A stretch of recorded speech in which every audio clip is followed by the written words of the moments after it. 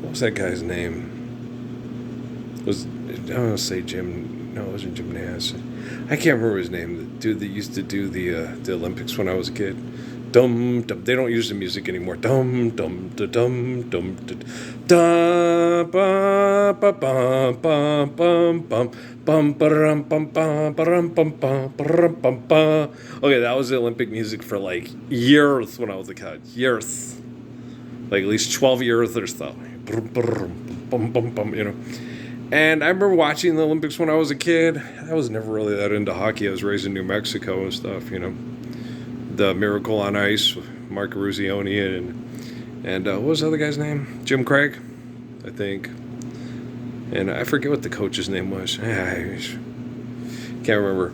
But, you know, and we used to watch, and Mom would get all mad because she'd watch the gymnastics, like when, I can't remember if it was Nadia Comaneci or whatever and stuff. She goes, that goddamn judges just fell in fucking love with her, and the other girls don't stand a fucking chance. And I was like, Mom, the other girl did great. And I was like, okay. She'd get mad. She'd get mad about a lot of things. She used to get pissed at Stevie Wonder and Fleetwood Mac winning all the Grammys like 3 years. I was like, Mom, you know, why do you even watch it? Just don't watch it. It's not just, oh, yeah. Like, you know, she hated the Denver Broncos because that one guy held Joe Green all game, and then Joe Green punched him in the stomach at the end of the game. And she goes, it's about fucking time he's been holding them all fucking game. That was so funny. But she went to ASU, and she did the same with Ross Purity from Carl Hayden High School for Utah. Okay? God damn, they're fucking holding him up. Because she wanted him to have a good game in his hometown, and he didn't get a scholarship at ASU. They gave him a scholarship at Utah. So I went to go watch it. She was pissed. She was, goddamn fucking, because Bob Stoll was coaching UTEP, and UTEP had a good team that year. And we went to go watch it, and she just couldn't be objective because she was watching the young kid from the local hometown kid, and he was getting jobbed, and she was fucking cheating, goddamn fucking, because she knew it was, you know, the Pac-12 against the WAC, the Pac-10 against the WAC, and so she was mad. She was fit to be tied. She was like, okay, Mom, it's good. We had cheap seats, and she could see. She was good at that. She was Sergeant Murphy's girl. All right, it was funny. She just guys, Ma, you're getting tepid upset, Ma. Like me playing that video game and stuff in Suzuki in my head, going, it's an interactive evil cartoon. Why are you getting mad? Manipulative evil active cartoon. Why are you getting mad? Because I know what they do with people's heads with this shit. He goes, that's right. That's why you always get mad, because you know this is used for training. To train people to be shopping mall shooters,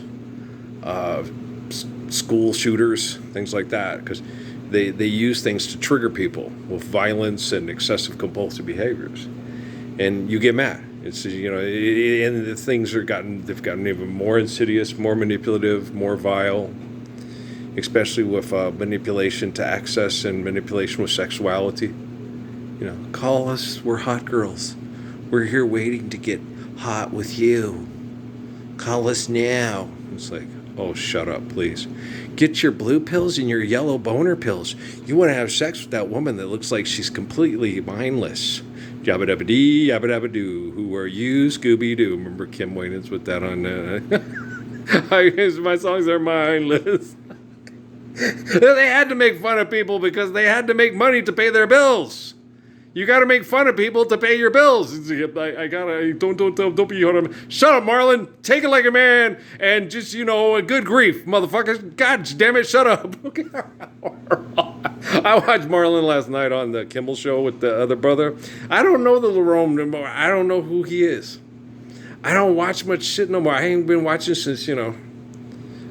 With Amy, I used to watch lots of shit on TV because Amy watched lots of shit on TV. I had to watch that and Nicole Smith show. Occasionally we had sex, and I enjoyed having sex with Amy. So yes, I watched The Simple Life with Paris Hilton and Nicole Richie. It's about 8 or 12 hours I'll never get back of my life. And a Nicole Smith show. Help! Keeping Up with the Kardashians. Lots of Keeping Up with the Kardashians. Okay, good. Because she fancied Courtney because she thought they resembled each other, and she was the prettiest Kardashian. I'm like, oh, that's cute. She looks like you, so she's the prettiest. So I was supposed to say, you're right, Courtney is the prettiest. It's like, I think Kim is. I found Kim the most attractive, but you don't want to say that to your wife. You want to sit there and say, oh yeah, Courtney, yeah. What about Kim? Oh, she's rancid. Wouldn't want to have sex with her at all. Actually, I kind of like Chloe's personality. She's spunky. I like her. But you just don't say anything. You just sit there and watch. Okay, who's Kim having sex with now? Okay. Boy, Scott says stupid things, doesn't he? Yeah, oh gosh. Good thing he's got lots of money, right? You're like, what? I really have to watch this. I'd rather play with the kids than sing Star with the kids. I'd rather play a video game with Noah or Natalie. I don't want to watch the Kardashians, right? It was, if you did things she liked, sometimes you could get sex. Yeah. This is my wife. I thought, man, I bought the cow, but everybody else is milking the fucking cow here. What the fuck? People was like, you don't want your wife pregnant? Excuse me? Natalie used to always tell me, if you did get her pregnant, you are Jesus Christ. I'm like, Natalie, stop talking about that. Well, you didn't get her pregnant with Carm. It's like, you're older now. Okay. If you had been 12 or 13, our whole marriage, you would say, okay, I'm Kelly's daughter, and I think everybody else is some guy at the bar who lifts his leg on your house, on your fence. It's tangible. Okay, that's entirely tangible. She was always out running around and treating every time we ended up deciding to have a baby to save the marriage, right? And so it was never something that,